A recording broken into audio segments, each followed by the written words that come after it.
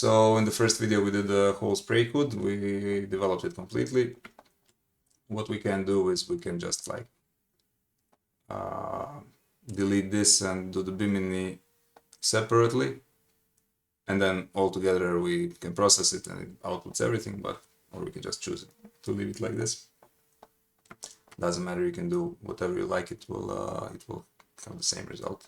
You can process multiple frames, this is what I'm trying to say. And I'm going to group this. I'm going to show everything, show hidden objects. I'm going to hide this. Let me see what else. No, actually these I want in, I want these hidden.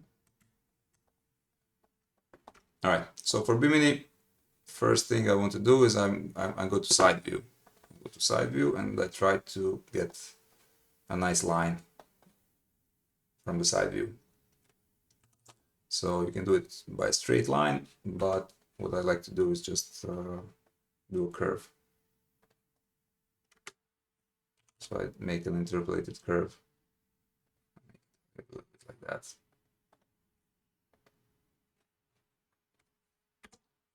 Why is this appearing? Right, please. All right. So again, we can do a curve like that. And then you can just grab the control points. A little bit like that. And this is going now, we're going slightly above these bars here that are coming in, and this side about the same. So like that.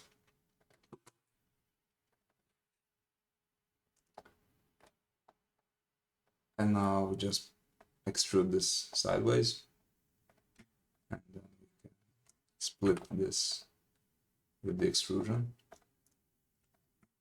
And what is left is these are Bimini bars. So I'll just change this to fixed edge.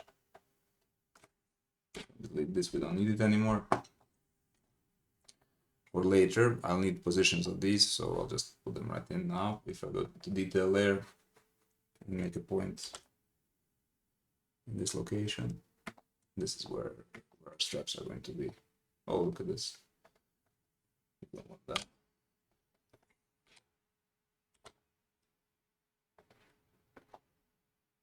Right, let's see how are the bars. They're not the best, they could be a little bit more detailed. So you can run a new curve through this. Let's say we can split here and here. And then you can go with a new curve.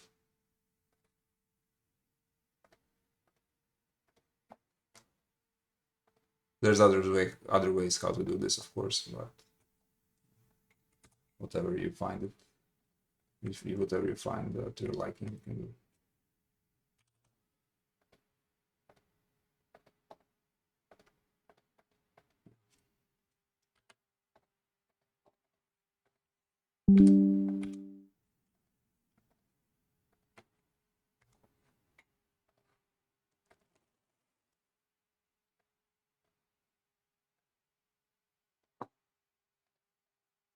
So if you haven't already join group on Facebook, Fabricate Lab. We discuss there solutions for problems. So now I'll make a curve to fixed edge, make an interpolated curve through these. Just isolate the frame. All right, like that. We need an excluded line like that. And let's try to run it.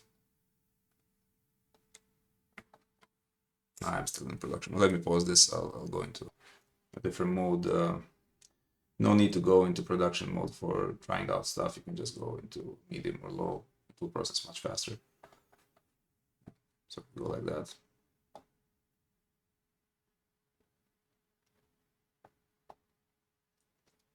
There we go. But we have a problem here. Let's see here, distance.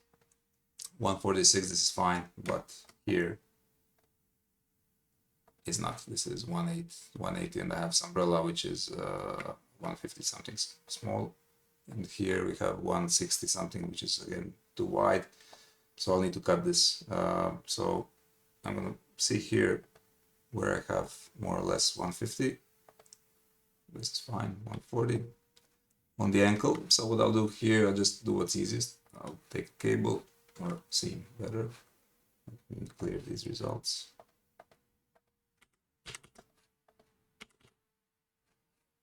I'll take the seam line and run it like that.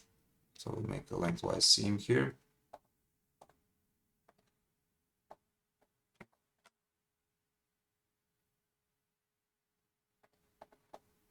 Like that. So we have two pieces here running of a different length, and if you really want them to be in the same direction, fabric direction, you can also do something like that. So you can run two of them in the same direction as the rest of the fabric, but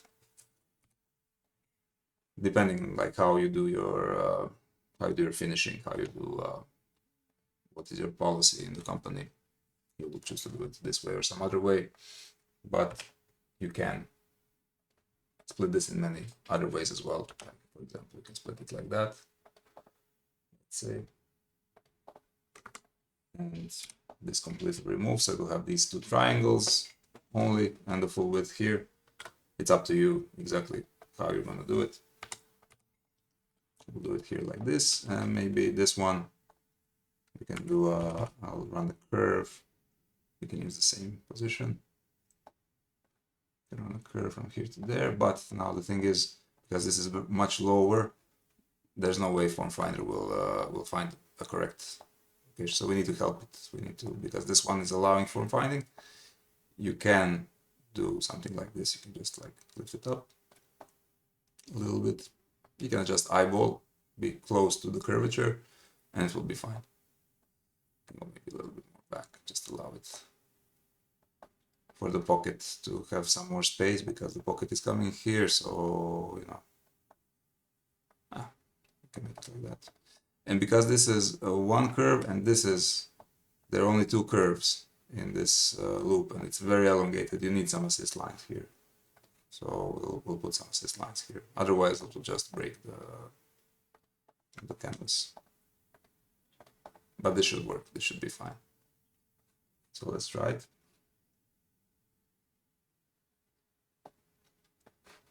Again, on medium. Now we're getting here, this is recognizing like there's a loop underneath. So I'll just add a few more assist lines here and it should be fine.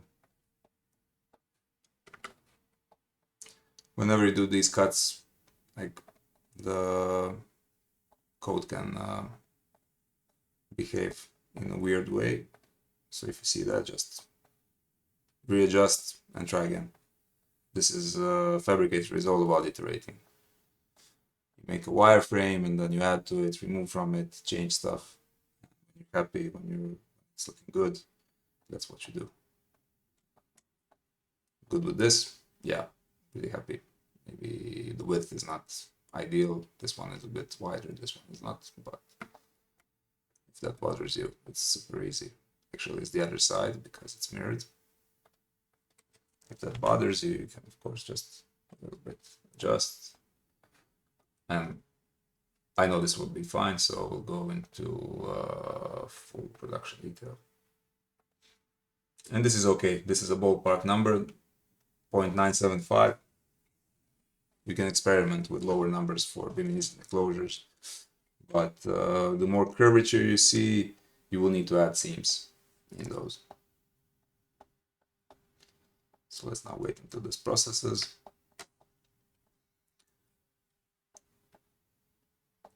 There we go. And this one is now cut to size. We can output this model. And you see Bimini is pretty decent. I didn't put cable on these. I just forced them as a straight edges. Not straight, but curved, but as a fixed edge. You could put cables also, but on this length it may behave unexpectedly, so this is also it's gonna be valid, it's gonna be fine. Bimini is a pretty good shape, visually inspecting it, it's fine. And we have our Sprayhood already set from before.